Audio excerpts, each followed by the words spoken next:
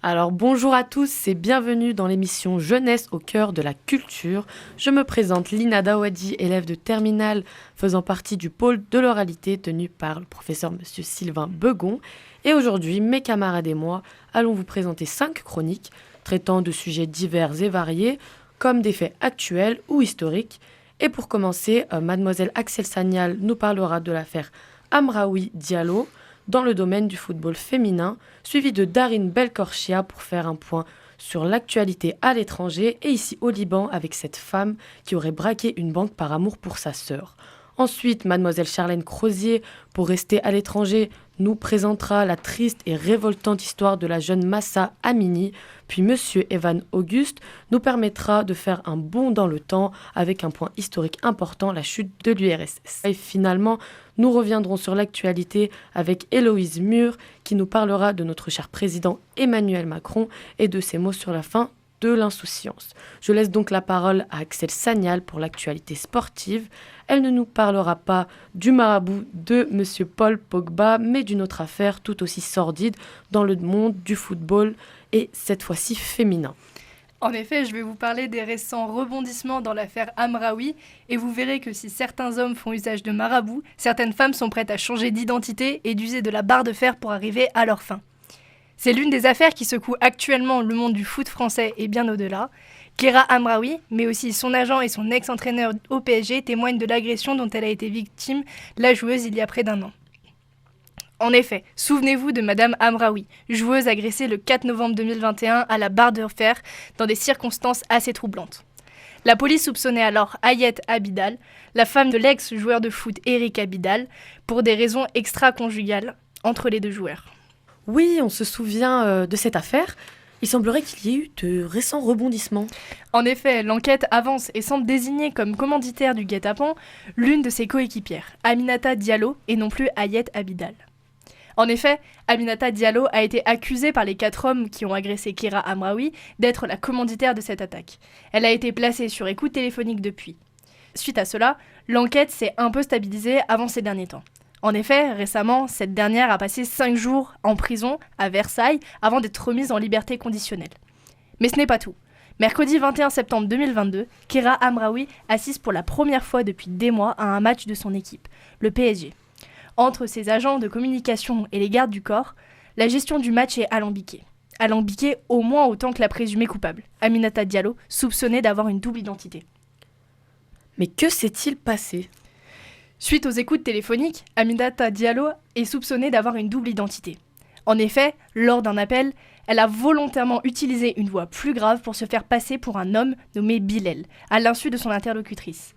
Après avoir analysé les différents échanges entre les deux personnes, les enquêteurs ont conclu à une relation amoureuse qui, selon eux, ne pouvait s'apparenter à l'exercice d'un simple fantasme, si on reprend leur dire. Face à ces éléments, le juge pourrait donc demander une expertise psychologique. Depuis des mois, Kéra Amraoui se retrouve plongée au cœur d'un mauvais match où se mêlent jalousie, argent et coups tordus. Elle avouera être terrifiée depuis cet événement, d'une violence inouïe, si on reprend ses mots, et qu'elle n'a jamais reçu le moindre message de soutien de la part de son club. Le monde du football, entre les affaires Mbappé, Pogba et Amraoui, semble montrer une bien piètre image entre jalousie, manipulation et violence. La concurrence montonnée des joueurs, et certains semblent aller très loin pour limiter leurs rivaux, y compris physiquement. Il serait peut-être temps de retrouver l'exemplarité et le fair-play qui manquent cruellement sur les terrains, mais aussi en dehors. En tant que sportive, je me sens concernée par ce genre d'affaires entachant grandement l'esprit de l'image du sport et montre un vrai problème de sécurité au niveau des joueurs de haut niveau. Merci mademoiselle Sagnal pour nous avoir éclairé sur cette affaire plus ou moins tumultueuse. Laissons donc place à Darine Belkorchia qui nous fait voyager au Liban, un pays en pleine crise économique qui poussera la population à la criminalité. Et comme l'a dit Lina, direction le Liban. Malheureusement, ce n'est pas pour vous parler de ses magnifiques paysages ou de sa gastronomie singulière, mais pour vous illustrer la crise économique avec un acte désespéré pour le moins surprenant. Petit contexte, la crise économique touche le Liban depuis 2019 suite à l'hyperinflation qui fait que la livre libanaise a perdu de sa valeur. Et du coup, les banques sont obligées de bloquer les dernières sommes d'argent pour limiter entre autres la casse. Mais cela déplaît fortement aux citoyens qui se révoltent et c'est ainsi que le Liban devient le théâtre de braquage. Comme le 14 septembre 2022, où une jeune femme nommée Sally Hafiz, une architecte d'intérieur et une activiste connue de 28 ans, est entrée dans la banque Blombank avec un pistolet au poing. Pendant qu'elle hurlait sur les employés terrifiés sous les bureaux, quelques complices bloquaient l'entrée principale et menaçaient de mettre le feu à la banque. Certaines personnes ont été aspergées d'essence par la dizaine d'activistes qui sont entrés derrière la jeune femme. Ils filmaient la scène et faisaient du bruit. Derrière la vitre dans la rue, quelques personnes se sont agglutinées pour regarder la scène, à peine surpris, comme un passant qui dit « Ça ne m'étonne pas, elle a bien raison ». Pour finir, Sally Hafiz voulait récupérer son argent bloqué sur son compte qui était destiné pour les soins de sa sœur atteinte du cancer. Finalement, la jeune femme repartit avec environ 12 500 $ et s'enfuit. On apprendra plus tard que le pistolet qu'elle détenait était en fait factice. Alors, pourquoi j'ai choisi cette actualité ? J'ai choisi cette actualité car déjà le fait que ça soit une femme qui braque, ça m'a troublée. D'habitude, lorsqu'on parle de braquage, on nous présente la plupart du temps des hommes et qui sont récidivistes. Je me suis demandé pourquoi une femme irait braquer, même si bien évidemment ce n'est pas impossible comme nous pouvons le constater. En apprenant cet événement, les clichés, les a priori peuvent naître, c'est humain. Mais en apprenant les causes de ce braquage, j'ai d'abord été surprise, puis j'ai été bouleversée, enfin j'ai été émue. Car j'ai réfléchi, je me suis dit qu'il fallait non seulement avoir du courage, car à tout moment cette femme se mettait en danger. Il fallait être aussi vraiment désespéré et sans plus aucun espoir pour en arriver à braquer une banque. Pour finir, je me suis dit que même si la situation peut paraître dangereuse et que l'acte peut paraître irréfléchi, car elle a traumatisé bien évidemment des dizaines de personnes, au fond elle a fait ça pour sa sœur malade.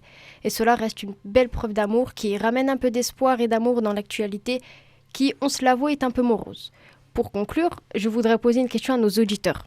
Auriez-vous été prêt à faire de même si vous aviez été dans cette situation ? Peut-être que oui ou peut-être que non.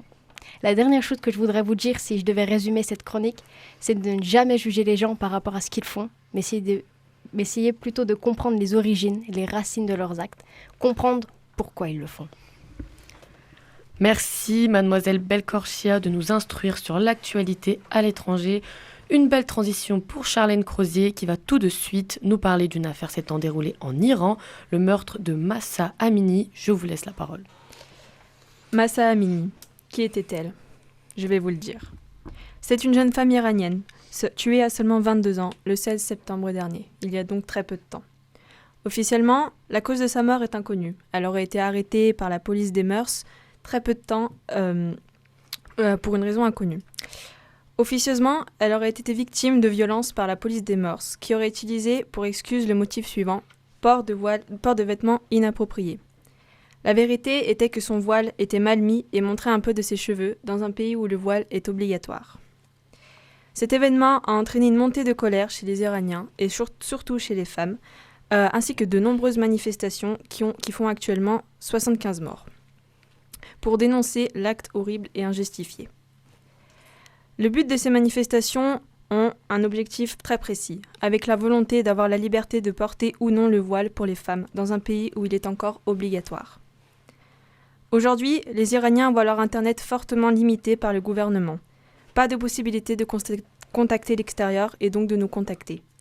C'est pour cela que en ayant conscience de cela, nous devons être leur voix à travers le monde. Ces actes inhumains doivent être condamnés et disparaître.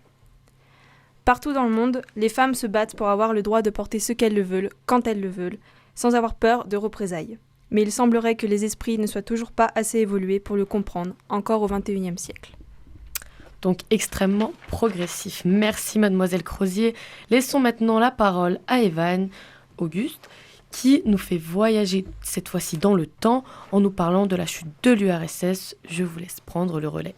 Alors oui, je ne vais pas parler directement de la chute de l'URSS, mais d'une affaire méconnue et oubliée qui a pourtant à elle seule entraîné le début de la fin pour l'URSS. Alors, au début des années 80, Vladimir Vetrov, haut fonctionnaire du KGB, décide de livrer aux Français plusieurs milliers de documents secrets du KGB. Pourtant, au début de sa vie, il suit une voie classique de jeune soviétique, mais se différencie assez rapidement de ses autres collègues, quand de 1965 à 1970, sous couverture d'un ingénieur spécialiste en électronique à Paris, il joue à la roulette russe ou trafique du caviar et autres produits de luxe.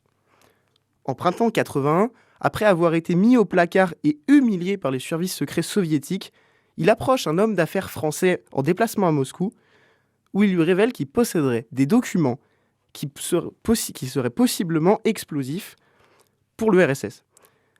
Vladimir Petrov était un grand nostalgique de Paris, il en est tombé follement amoureux. Et il était parfaitement conscient des défauts du système soviétique et en était écœuré. Il va être assez vite récupéré par la DST, qui avait du mal à lui faire confiance. Jusqu'à avril 81, où il révélera une taupe du KGB en France.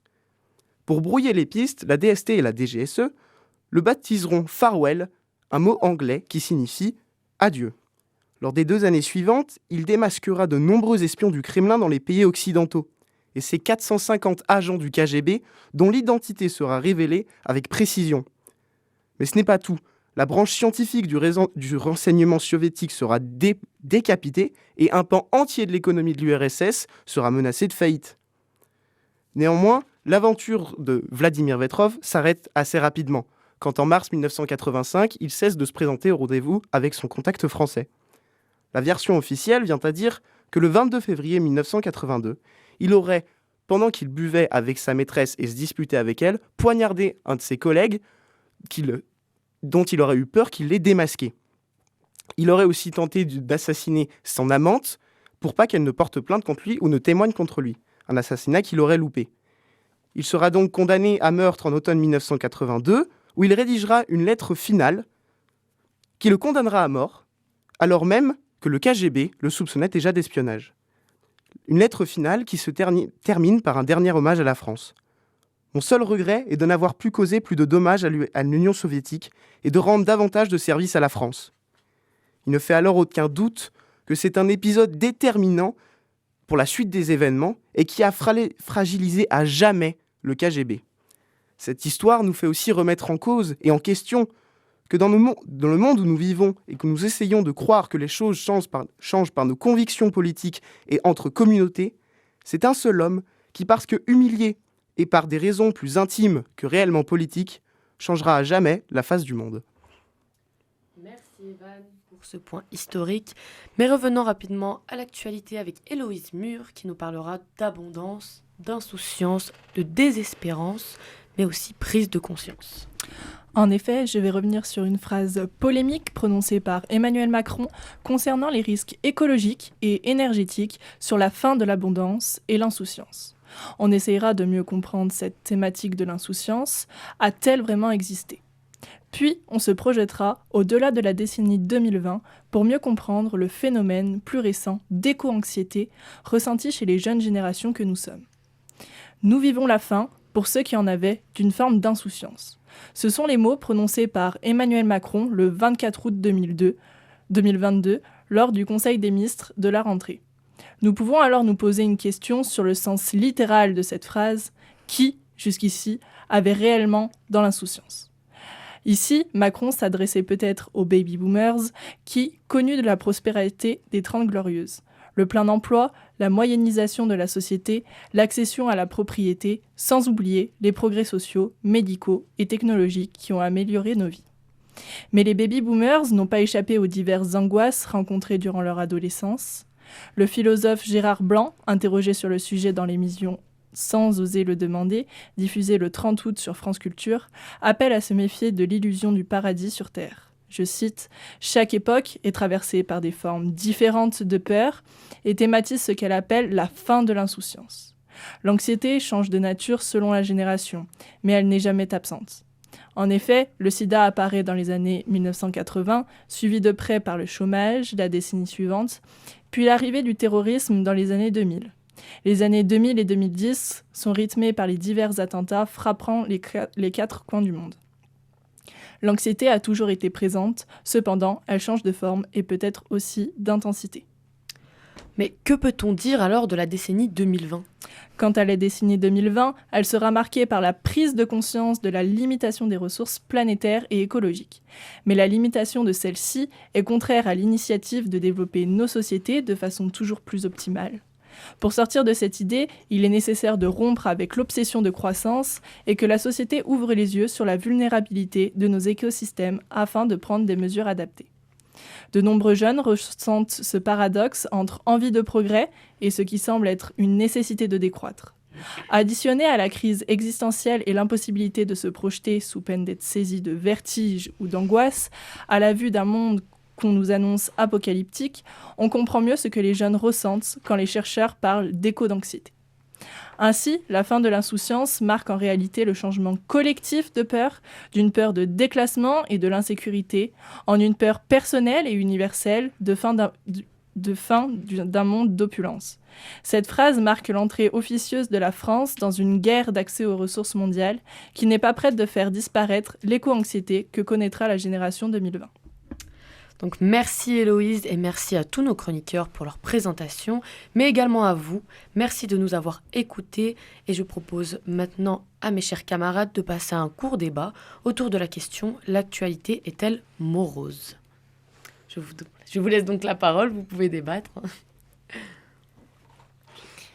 On pourrait penser actuellement que l'actualité est morose. C'est vrai, quand on écoute l'actualité, on entend beaucoup parler de la guerre en Ukraine, du Covid, un peu moins ces derniers temps certes, des problèmes en Iran, au Liban, tout ça. Mais il ne faut pas oublier que parmi toutes ces informations négatives, il y a quand même certaines informations positives. On a appris il y a quelques jours qu'une 3e personne a réussi à être guérie du sida alors qu'elle avait passé 70 ans. Donc faut plus qu'on essaie de faire ressortir, à mon avis, les événements positifs plutôt que autant marquer les événements négatifs et de tout le temps en parler, et de tout le temps répéter toutes ces informations.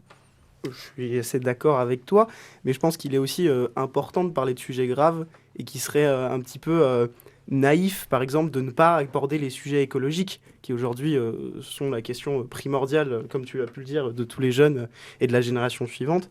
Mais de là à dire que l'actualité est morose, je pense pas non plus.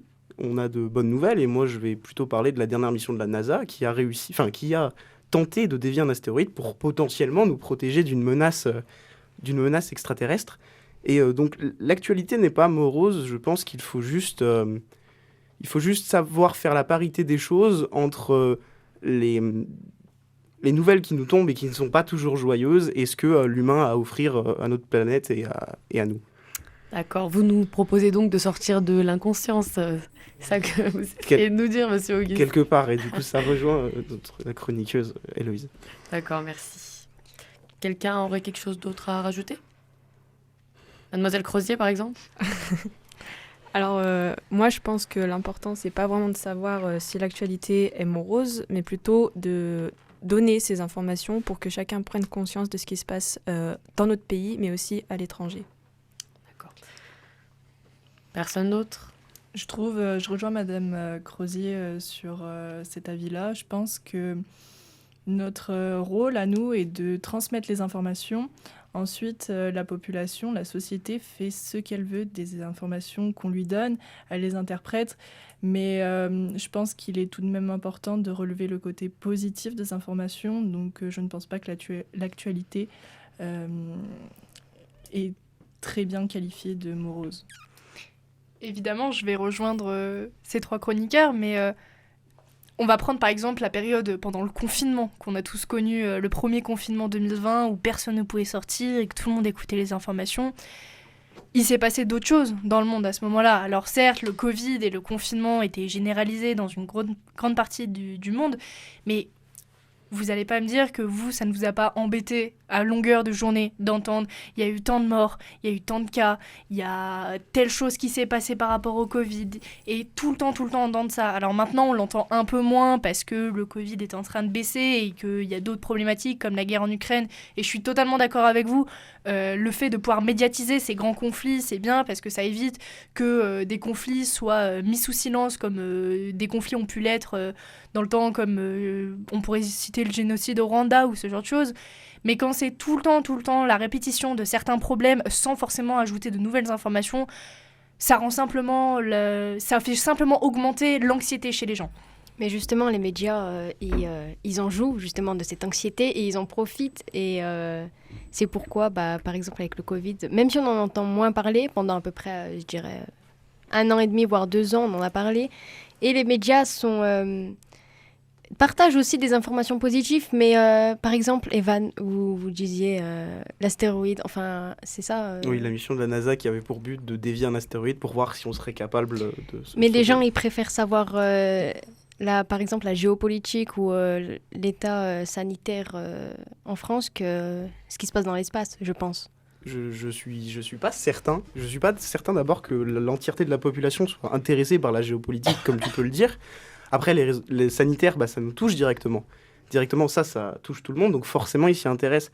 Mais et si c'est pour reparler de la mission de la NASA, je pense qu'elle peut être intéressante pour tout le monde, parce que ça reste une avancée scientifique qui va bénéficier à l'humanité.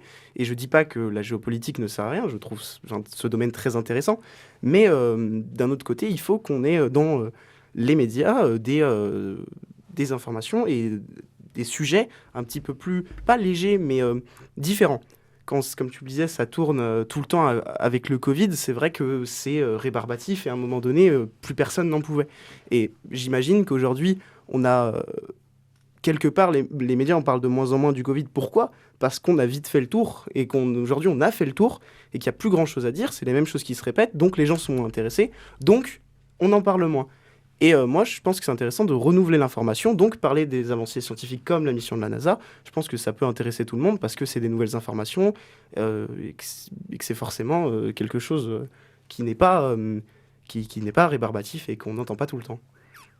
Je te rejoins là-dessus et je suis totalement d'accord avec toi. Toutes les avancées, que ce soit scientifiques, sociales ou autres, il faudrait plus en parler.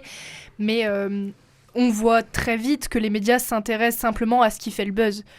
Très récemment, tout le monde le sait, la reine d'Angleterre Elisabeth II est décédée.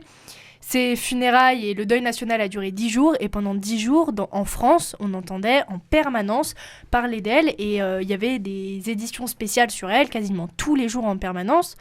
Alors, forcément, c'est très important de parler d'elle. C'est une personne qui a marqué 81% des Britanniques n'ont connu qu'elle comme reine. Et c'est à peu près les mêmes stats partout dans le monde. Mais nous, on n'est pas touchés directement en France par sa mort parce que c'était pas notre souveraine. Et pourtant, on en parlait énormément, quitte à mettre de côté l'actualité, les avancées, quelles qu'elles soient, etc.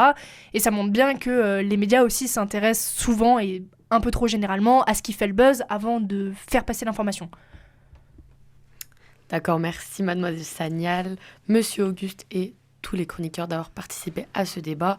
Je pense qu'il serait temps de conclure. Donc merci de nous avoir écoutés et j'espère qu'on se reverra prochainement. Merci. Bien, c'est... Tu m'as coupé. Ouais, tu n'as jamais fait faire ma chronique. J'ai pensé à ça tout le T'as temps. pas vu la transition?